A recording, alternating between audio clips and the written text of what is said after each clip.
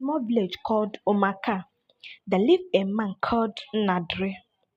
He was tall and quiet, with a face that always looked serious. People in the village laughed at him. They said, that one he has nothing, not even a chicken or a wife. Nadri had no house. He slept under an old mango tree near the stream. He wore the same clothes every day.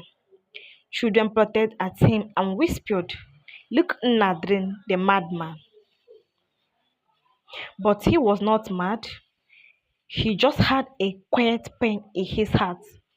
Nobody cared to ask why. Long ago, Nadri had a family. He had a wife called Amaka and a baby boy. But one day there was a great fire in his compound. Everything was burned. His wife and child lost their lives inside.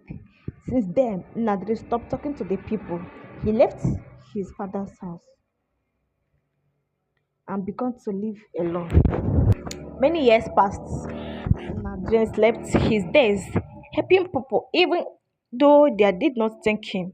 He cleaned bushes for old men, fetched water for those who could not walk well, and always gave the last yam he had to a hungry child. But still, the village laughed. One day, a rich man from the city came to Omaka. His name was Chief DK. He was looking for someone honest to help him build a school in the village. He went to the village chief and asked, who here can work without stealing? Who is trustworthy? The chief scratched his head and said, well, maybe Nadrim. He has nothing, but he has never taken what does not belong to him. Chief Dike went to meet Nnadiri under the mango tree. My friend, I have heard what happened. Will you help me build a school for your people?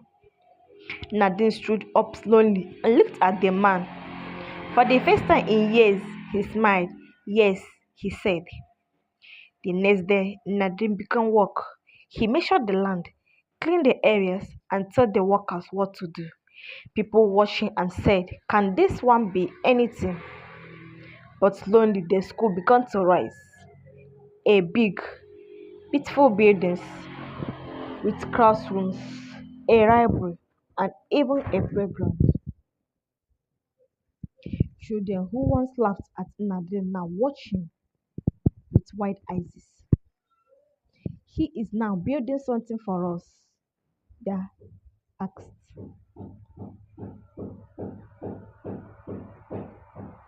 One morning, something strange happened. The village woke up to see a big sign in front of the school. It read, Nnadiri Memory School for every child who has nothing. The villagers were shocked. What is this? They asked. Chief Dike came forward and told them Nnadiri used his payment to build this school.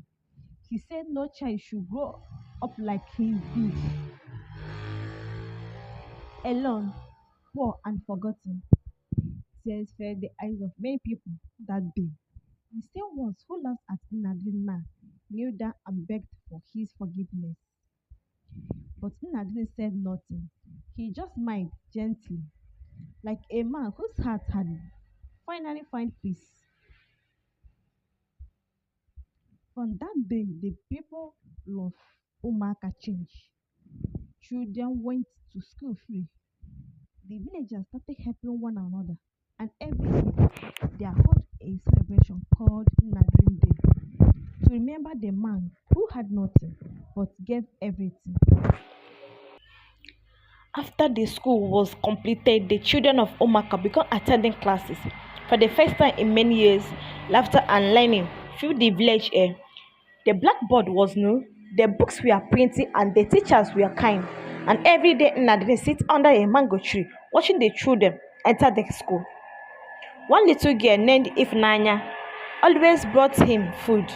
She would say, Uncle Nnadiri, this is for you, and drop a small bowl of rice beside him. Nnadiri would nod and smile, his eyes full of quiet joy. One evening, the village chief came with other elders to see Nnadiri.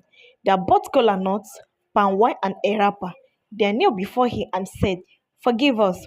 We laughed at you. We called you mad. But you have done what none of us could do." Nnadiri said softly, "It is not me, it is pain that taught me to love when you have nothing. You learn how it feels to help people. I only gave what I never had." The elders were silent. One of them began to cry. Chief Dike later returned with news. The state government heard about Nnadiri's story. He went out to name a day after he and sent support to the school. He even offered Nnadiri a house in the city. But Nnadiri shook his head. "Let me remain here," he said. "This is my palace." And every year on Nnadiri Day, the people gather to tell his stories, to remind the young ones that it's not what a man has, but what he gives that makes him great. But today, his name lives in every book